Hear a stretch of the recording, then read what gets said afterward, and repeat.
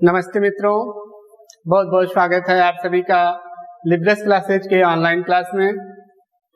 मैं आफ्ताब अहमद आप लोगों के लिए हिंदी व्याकरण का सेशन शुरू करने जा रहा हूं सुपर टेट के लिए। मित्रों, सुपर टेट के लिए हिंदी व्याकरण का जो पाठ्यक्रम है उसके बारे में हम चर्चा करेंगे। कितने बिंदु से प्रश्न आते हैं आएंगे इसके बारे में विस्तार से चर्चा करेंगे। सबसे पहले हम बात करते हैं व्याकरण के बारे में। व्याकरण का परिभाषा समझ लेते हैं, उसके बाद फिर पाठ्यक्रम पर आते हैं कि व्याकरण किसे कहते हैं। तो मित्रों, व्याकरण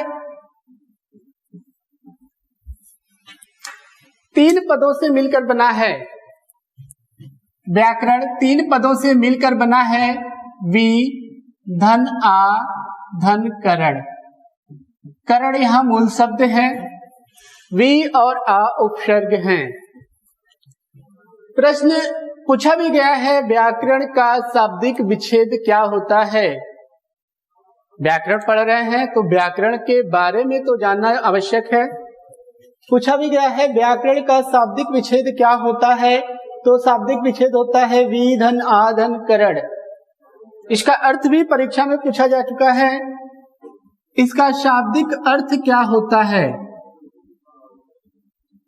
तो मित्रों, व्याकरण का शाब्दिक अर्थ होता है भली भांति समझना। भली भांति समझना व्याकरण का शाब्दिक अर्थ होता है भली भांति समझना। अब देखिए व्याकरण क्या है। व्याकरण को और क्या क्या कह सकते हैं। व्याकरण एक पुस्तक है, ऐसा कह सकते हैं? जी बिल्कुल कह सकते हैं। व्याकरण क्या है? व्याकरण एक पुस्तक है, व्याकरण एक कृति है, व्याकरण को संस्करण भी कहा जा सकता है, व्याकरण एक रचना है। पाणिनि महोदय ने व्याकरण को ग्रंथ भी कहा है। व्याकरण को इन नामों से भी जाना जाता है। व्याकरण एक पुस्तक है, कृति है, संस्करण है, रचना है या ग्रंथ है। अब देखिए व्याकरण में किन चीजों का अध्ययन किया जाता है, क्या सीखते हैं व्याकरण में। तो व्याकरण में किन चीजों का अध्ययन होता है? व्याकरण में भाषा के शुद्ध उच्चारण का प्रयोग करना सीखते हैं। व्याकरण में भाषा के शुद्ध उच्चारण का प्रयोग सीखते हैं। व्याकरण में भाषा के शुद्ध लेखन का प्रयोग सीखते हैं और व्याकरण में ही भाषा के शुद्ध प्रयोग करना सीखते हैं। इन चीजों का अध्ययन भाषा में व्याकरण में किया जाता है। क्या क्या? शुद्ध उच्चारण, शुद्ध लेखन और शुद्ध प्रयोग करना। अब व्याकरण के संदर्भ में परिभाषा क्या होगी? बहुत ही आसानी से परिभाषा को याद किया जा सकता है। व्याकरण वह पुस्तक है जिसके द्वारा भाषा के शुद्ध उच्चारण, भाषा का शुद्ध लेखन और भाषा का शुद्ध प्रयोग करने का ज्ञान प्राप्त होता है। उस रचना को, उस कृति को या उस संस्करण को ही व्याकरण कहते हैं। तो व्याकरण का यह परिभाषा समझ में आ गया होगा। अब बात करते हैं व्याकरण के कितने अंग होते हैं। व्याकरण के कितने अंग होते हैं, यह प्रश्न कभी आया नहीं है परीक्षा में, लेकिन यदि पूछ लिया जाए व्याकरण के कितने अंग होते हैं, तो मित्रों व्याकरण के 3 अंग होते हैं। कौन कौन से? वर्ण विचार, शब्द विचार और वाक्य विचार। व्याकरण के 3 अंग होते हैं। कौन कौन से हैं? वर्ण विचार, शब्द विचार और वाक्य विचार। और आप यकीन मानिए इन 3 अंगों में ही संपूर्ण हिंदी व्याकरण समाहित है।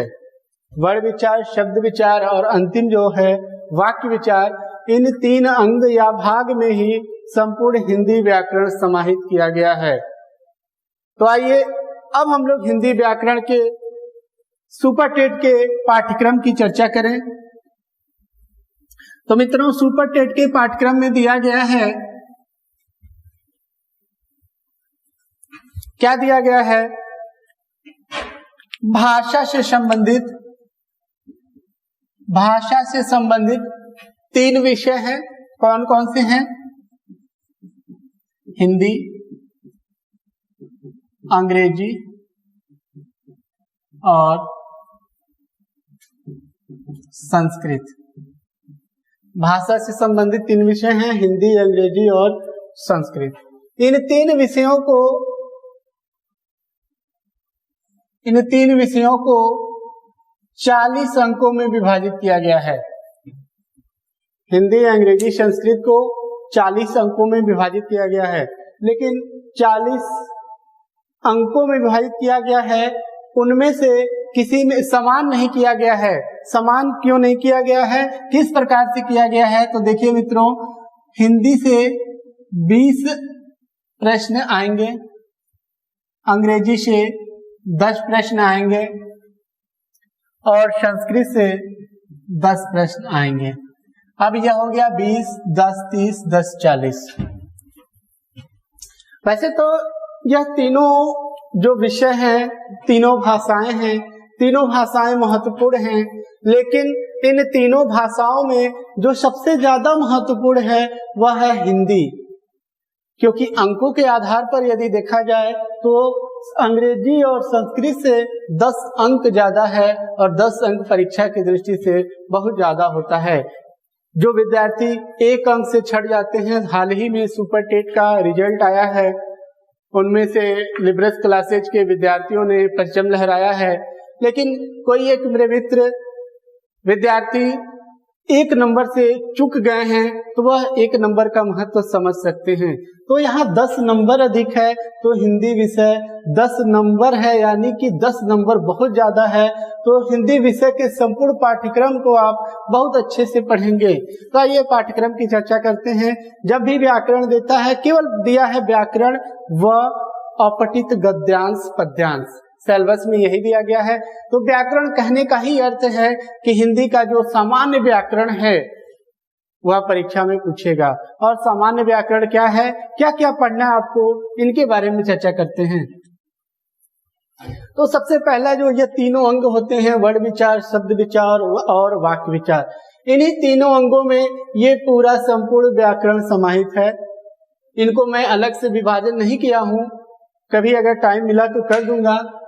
इन तीनों अंगों के बारे में कौन कौन से वर्ण विचार में आएंगे, कौन कौन से शब्द विचार में आएंगे और कौन कौन से वाक्य विचार में आएंगे, तो इनको हम अलग से पढ़ेंगे।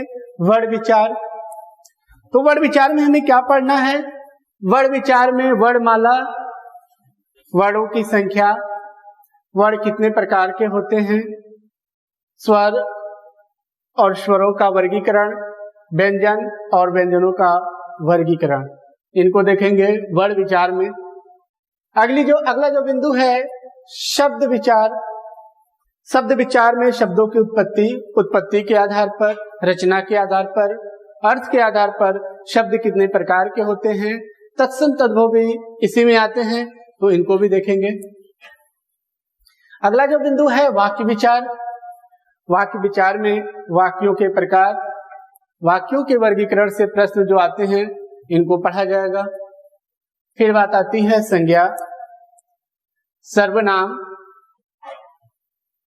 कितने प्रकार के होते हैं, संज्ञा सर्वनाम कितने प्रकार के होते हैं, उनसे प्रश्न जो पूछे जाएंगे। विशेषण, क्रिया, क्रिया विशेषण और अव्यय, वाच्य, लिंग, वचन, काल, कारक, उपसर्ग, प्रत्यय, समास। फिर यहां से जो है कुछ शुरू होता है, जैसे संधि, कुछ लोगों को बहुत कठिन लगता है, रस, छंद, अलंकार, और यह जब याद करने वाले हैं शब्द, जैसे पर्यायवाची शब्द, अनेकार्थी शब्द, विलोम शब्द, मुहावरा व लोकोक्तियां।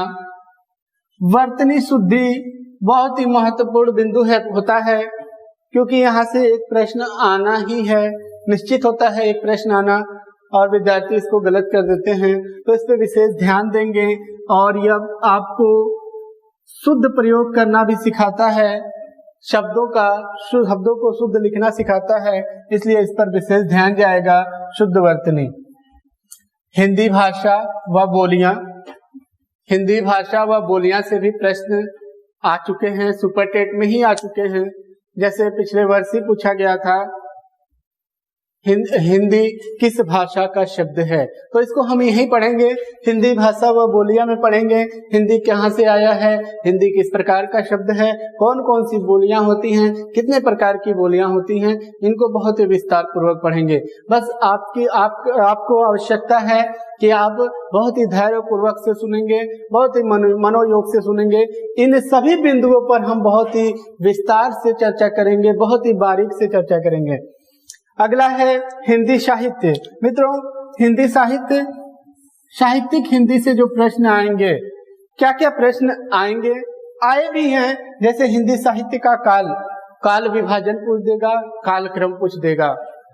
काल विभाजन 4 कालों में बांटा गया है, आदिकाल, भक्ति काल, रीति काल और आधुनिक काल। इन 4 कालों का समय पूछ लिया जाता है। आदिकाल का समय क्या है, भक्ति काल का क्या है, रीति काल और आधुनिक काल का समय क्या है। या इनसे यह भी प्रश्न आते हैं, आदिकाल में कौन कौन से मुख्य कवि रह चुके हैं।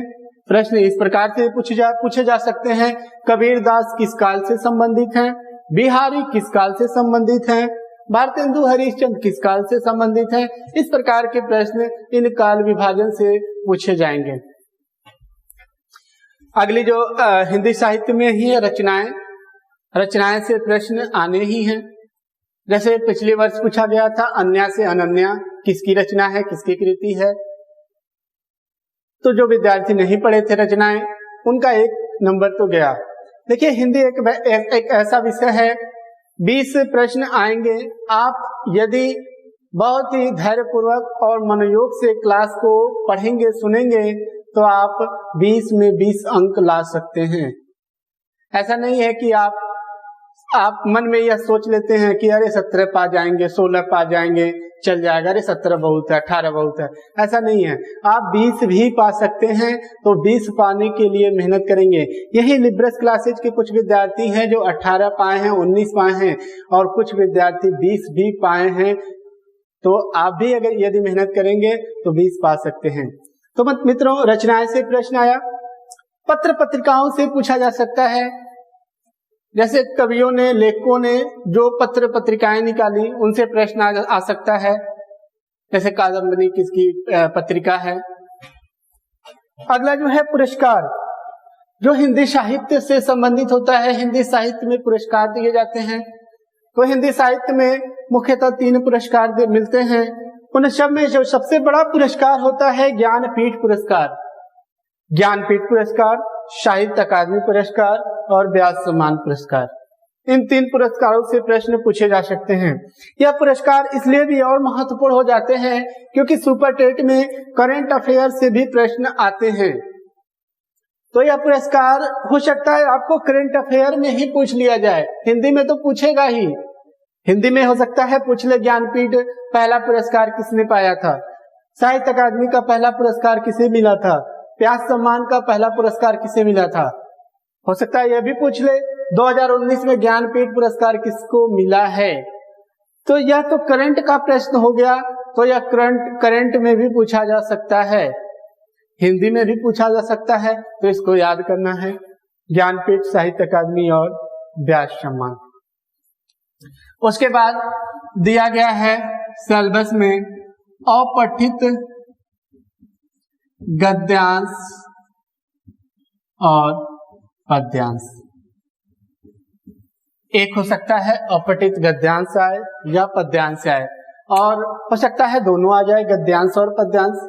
और इनसे 3 प्रश्न, 4 प्रश्न या 5 प्रश्न पूछे जा सकते हैं। अब आप यदि सोच रहे हैं कि 20 अंक का प्रश्न है, गद्यांश पद्यांश से 5-5 आ गए, तो व्याकरण कहाँ पूछे जाएंगे। तो मित्रों, गद्यांश और पद्यांश जो होते हैं इनसे भी व्याकरण के प्रश्न पूछे जाते हैं। एक दो प्रश्न गद्यांश पद्यांश से होते हैं, बाकी प्रश्न व्याकरण से ही पूछ लिए जाते हैं। उसी गद्यांश में से कोई एक शब्द को चयन कर लिया जाता है और उस शब्द का समास पूछ लिया जाता है, उस शब्द का संधि पूछ लिया जाता है, उस शब्द में उपसर्ग प्रत्यय क्या है वो पूछ लिया जाता है, तो वह व्याकरण का ही अंग हो गया।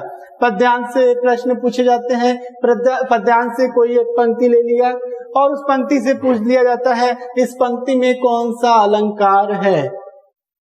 तो इस प्रकार से अपठित गद्यांश और पद्यांश से प्रश्न पूछे जाएंगे। तो यह था सुपर टेट का संपूर्ण पाठ्यक्रम। अब हम लोग एक एक बिंदुओं पर बहुत ही विस्तार से चर्चा करेंगे अगली क्लास में और शुरुआत करेंगे वर्ण विचार से। तो मित्रों, तब तक के लिए धन्यवाद।